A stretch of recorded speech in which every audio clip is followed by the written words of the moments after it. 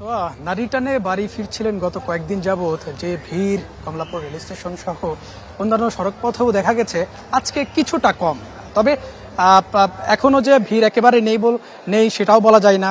এখনো কমলাপুর রেল স্টেশনে অসংখ্য মানুষ আসছেন, তাদের যে শেষ গন্তব্য নারী টানে বাড়ি ফেরার যে জন্য তারা অপেক্ষায় রয়েছে। কেউ কেউ দেখা যাচ্ছে যে নির্দিষ্ট সময়ের আগেই কমলাপুর রেল স্টেশনে এসে অপেক্ষায় থাকছে যে কখন তার যে কাঙ্ক্ষিত ট্রেন সেই ট্রেনে দেখা পাবে। আবার কেউ কেউ দেখা যাচ্ছে টিকিট কেটেও অনেকেই ট্রেনে যে উঠতে পারছে না, এরকম অভিযোগও রয়েছে। তবে আজকে গত কয়েকদিনের তুলনায় আজকে অনেকটা স্বস্তিদায়ক যাত্রা বলা চলে, কারণ আমরা এখানে যারা যাত্রীরা রয়েছে তাদের সঙ্গে কথা বলেছি, তারা বলছেন যে গত কয়েকদিনের তুলনায় খুব সুশৃঙ্খলভাবেই ট্রেনগুলো একেবারেই ঠিক সময়ে যাত্রা করছে।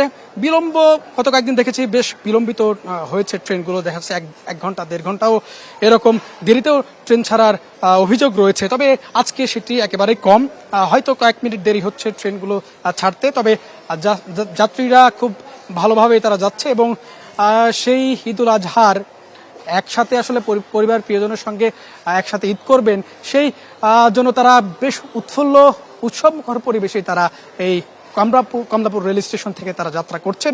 আমরা এখন যেটি দেখছি যে একটি ট্রেন আসলে এখানে এসেছে এবং অসংখ্য যাত্রী তাদেরকে দেখা যাচ্ছে। তবে গত কয়েকদিন আমরা দেখেছি যে নিয়মের একেবারে তোয়াক্কা না করেই যাত্রীরা তাদের প্রিয়জনের কাছে পৌঁছানোর জন্য অত্যন্ত জীবনের ঝুঁকি নিয়ে তারা এই ট্রেনে ভ্রমণ করেছেন। বিশেষ করে ছাদে এবং ট্রেনের যে দরজা সেই দরজায় ঝুলে ঝুলে তারা যাত্রা করার দৃশ্যপট আমরা কিন্তু দেখেছি এবং আপনাদেরকেও দর্শকদের কিন্তু দেখিয়েছি। তবে আজকে সেটি একেবারেই নেই বললেই চলে। আজকে কমলাপুর রেল স্টেশন একেবারেই খুব স্বস্তিদায়ক যাত্রা বলা চলে। ট্রেনও ঠিকঠাক মতো আসছে, আবার যাত্রীরাও তাদের কাঙ্ক্ষিত টিকিট কেটে কাঙ্ক্ষিত ট্রেনে উঠতে পারছেন এবং তাদের যে প্রত্যাশা খুব ভালোভাবে তারা তাদের পরিবার প্রিয়জনের কাছে পৌঁছাবে, সেই বিষয়টাও কিন্তু এখানে স্পষ্টভাবেই দেখা যাচ্ছে। তবে যাত্রীরা বলছেন যদি এই আজকে যে যাত্রাটা যেভাবে হচ্ছে আসলে সে গত কয়েকদিন যদি এভাবে হতো তাহলে আরও এই ঈদ যাত্রাটা স্বস্তিদায়ক হতো,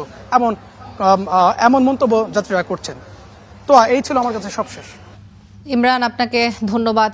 দর্শক, ইমরান যেমনটি জানাচ্ছিলেন যে আসলে আজ খুব বেশি একটা যানজট তিনি দেখতে পাচ্ছেন না এবং কমলাপুর রেল স্টেশন থেকে তিনি এই বিষয়ে জানাচ্ছিলেন।